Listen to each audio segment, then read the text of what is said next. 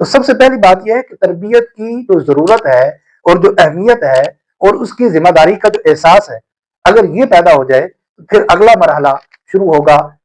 کہ اب یہ کرنا کیسے ہے۔ یعنی کسی کام کرنے کی سوچ پیدا ہوتی ہے تو پھر اس کام کرنے کے طریقے بھی بندے کے سامنے آتے ہیں۔ کا ہر عمل جو ہے یہ سوچ پر بنیاد رکھتا ہے،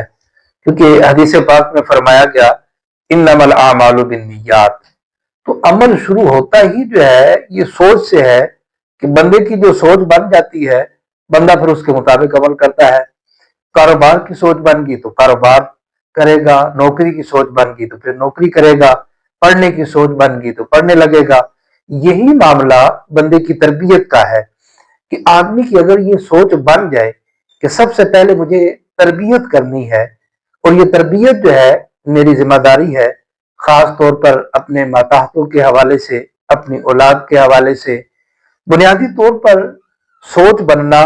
کہ ان کی جو تربیت ہے یہ میری ذمہ داری ہے، اور یہ سوچ بن جائے تو پھر جو ہے تربیت کا مرحلہ شروع ہوگا۔ اصل میں ہوتا کیا ہے ہمارے ہاں عام طور پر یہ ہوتا ہے، اور ہم بطور خاص یہ سوچ ہمارے ذہن کے اندر جو ہے وہ نہیں رکھی جاتی کہ تربیت بھی ہماری ذمہ داری ہے۔ ولہذا نارملی یہی ہوتا ہے کہ والدین یا پھر گھر کا جو سرپرست بنیادی طور پر یہ سمجھ رہا ہوتا ہے کہ میں نے ان کی ضروریات زندگی پوری کرنی ہے۔ اب ضروریات زندگی میں کیا ہے؟ کھانا ہے، پینا ہے، پہننا ہے اور دنیاوی تعلیم ہے۔ وہ یہ بھی ایک ذمہ داری ہے کہ اولاد کے کھانے پینے کا خیال رکھنا، رہنے سہنے کا، تعلیم کا، یہ سرپرست کی ذمہ داری یہ اپنی جگہ پر ٹھیک ہے۔ لیکن اگر اتنا ہی وہ تربیت کو اپنی ذمہ داری سمجھے، پھر دونوں چیزوں کو برابر لے کر جو ہے وہ چلے، ان کو منتقل کرے اپنے ماتحتوں کو، اپنی اولاد کو تربیت کے حوالے سے، تو سب سے پہلی بات یہ ہے کہ تربیت کی جو ضرورت ہے اور جو اہمیت ہے اور اس کی ذمہ داری کا جو احساس ہے، اگر یہ پیدا ہو جائے تو پھر اگلا مرحلہ شروع ہوگا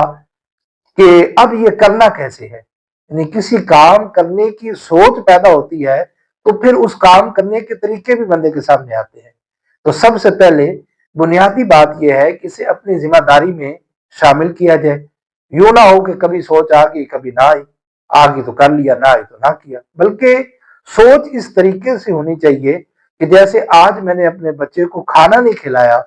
تو یہ میری طرف سے اس پر ظلم ہے، بچہ کھانے کے بغیر تکلیف میں مبتلا ہوگا۔